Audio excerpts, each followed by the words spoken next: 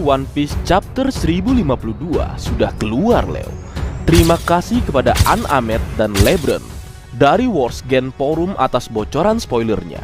Baik, tanpa berlama-lama lagi, mari kita lanjut berlayar. Dimulai dengan cover story, masih dengan Germa Double Six. Kali ini kita bisa melihat Germa Double Six bertemu dengan Kaiser Clone. Dah lama nggak kelihatan nih karakter. Akhirnya kembali terlihat ya, Leo. Apakah dia akan ikut bersama Germa?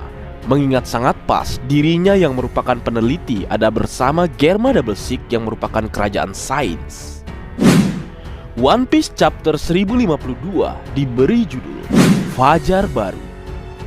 Dikatakan jika chapter kali ini berupa transisi, Carrot menangis bahagia, Yamato bersama Nami, Nico Robin, dan Otama. Dikatakan juga jika terjadi time skip selama 1 minggu. Seminggu telah berlalu, Leo, dan tak ada kabar nasib dua Yonko. Apakah masih hidup atau kembali ke haribaannya? Berlanjut, Zunisa pergi meninggalkan negeri Wano Kuni karena perbatasan masih ditutup. Nampaknya Zunisa masih menunggu perbatasan negeri Wano Kuni dibuka dan juga arahan atau perintah dari Kozuki Momonosuke ya, Leo. Berlanjut, Basil Hawkins mengungkapkan dalam sebuah pembicaraannya dengan Distract bahwa yang dia maksud adalah dirinya sendiri ketika dia mengatakan satu orang hanya memiliki 1% peluang untuk bertahan hidup. Basil Hawkins memprediksikan kekalahan Kaido dengan kartunya, tetapi tidak melakukan pengkhianatan lagi karena harga dirinya. Keren juga nih orang. Pengkhianatan tidak ada dalam kamusnya nampaknya, Leo. Tapi yang pasti, Leo, Basil Hawkins saat ini masih hidup, Leo. Untuk saat ini ya, karena meski 1% itu tetaplah sebuah kesempatan. Berlanjut, setelah time skip 7 hari telah berlalu, kita bisa melihat kemajuan di tanah negeri Wano Kuni. Sudah mulai hidup kembali tanah yang gersang itu nampaknya, Leo. Dikatakan juga jika Scratchmin, Apu, dan Inbi, sang numbers nomor 1, nampaknya telah beraliansi. Kaburkah mereka, Leo? Atau masih bersembunyi usai kekalahan pihak yang mereka bela? Menarik untuk ditunggu. Dikatakan juga jika Asura Doji mati dan Izo tidak dapat diselamatkan ketika melawan Maha atau CP0. Waduh, ternyata ada korban ya, Leo, dari pertarungan di Ars Wano Kuni atau di Onigashima. Berlanjut, dikatakan terjadi beberapa adegan komedi dan fan service.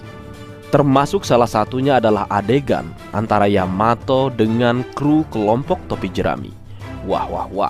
Tanda-tanda ini, yo Luffy cepat bangun dan putuskan boleh apa tidak Yamato ikut berlayar bersamamu dan kelompok bajak lautmu. Lalu yang terakhir yang paling mengejutkan dan menggemparkan. Sesuai apa yang kita duga, tidak lengkap kiranya ngerujak tanpa mangga muda. Salah konteks.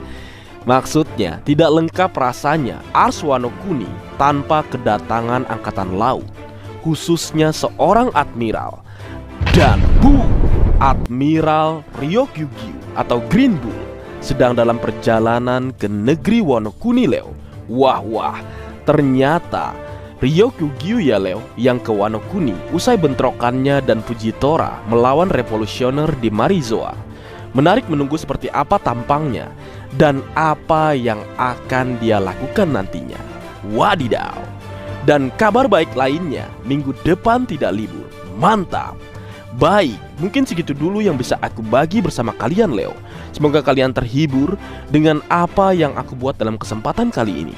Terakhir, jika ada kesalahan dalam pengucapan atau hal yang menurut kalian kurang pas atau kurang tepat, Marga Anime memohon maaf yang sebesar-besarnya. Sekian.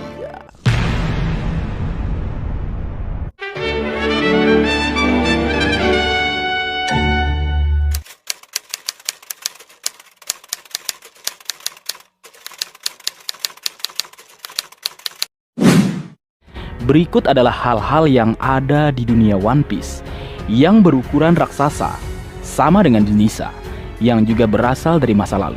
Hal ini diungkapkan oleh adikku yang cantik, yaitu Nabila. Ini nih orangnya kalau yang mau kenal. Tapi izin dulu ya Leo, kalau mau kenalan lebih jauh. Kurang lebihnya, Nabila mengatakan seperti ini. Hey, ada yang seperti saya nggak? Sadar bahwa di dunia One Piece, benda atau peninggalan penting dari 800 tahun yang lalu itu berukuran raksasa semua. Pertama, topi jerami raksasa di Marizoa. Di Marizoa terdapat sebuah topi raksasa yang disimpan dan kelihatan sangat tua. Melihat dari ukurannya, topi jerami itu pasti dipakai oleh seseorang yang sangat besar di masa itu. Yang kedua, Putri Duyung atau Poseidon. Poseidon adalah salah satu senjata kuno yang mengendalikan monster laut. Ukurannya sangat besar, bahkan bisa dibilang raksasa. Pada saat ini, Poseidon adalah Shirahoshi yang ukurannya juga sangat besar. Yang ketiga, Noah. Noah adalah kapal yang letaknya di Pulau Manusia Ikan. Konon katanya, itu dipersiapkan untuk mengangkut seluruh penduduk Fishman Island ke daratan. Saat ini, kapal itu telah rusak parah, namun dibawa oleh Sea King ke hutan laut Pulau Manusia Ikan. Yang keempat, Pluton. Ada kapal perang pada masa itu yang menjadi salah satu dari 3 senjata kuno. Dalam rancangan yang dilihat Franky, Pluton sepertinya kapal yang sangat besar dan berbahaya sehingga mereka terkejut saat melihatnya. Yang kelima, Poneglyph. Untuk ukuran tulisan, batu Poneglyph berukuran raksasa dan sangat besar untuk karakter One Piece pada masa ini. Meskipun telah diajarkan bagaimana pemahatan batu itu, mengapa ditulis di batu yang sangat besar? Apakah itu menandakan penulisnya berbadan tinggi atau berbadan besar? Yang keenam, Zu atau Zunisa. Gajah ini konon katanya dikutuk untuk selalu berjalan. Karena gajah ini umurnya lebih dari 800 tahun, tentu dia juga melewati abad kekosongan. Dan gajah ini luar biasa besar, mengalahkan raksasa. Fakta menariknya, gajah ini ternyata tunduk pada Kozuki Momonosuke atau mematuhi perintah atau perkataannya. Apakah Zunisa dikutuk oleh klan Kozuki di masa lalu? Menarik untuk menunggu kebenaran yang akan terungkap selanjutnya. Apakah pada zaman itu semuanya berukuran raksasa?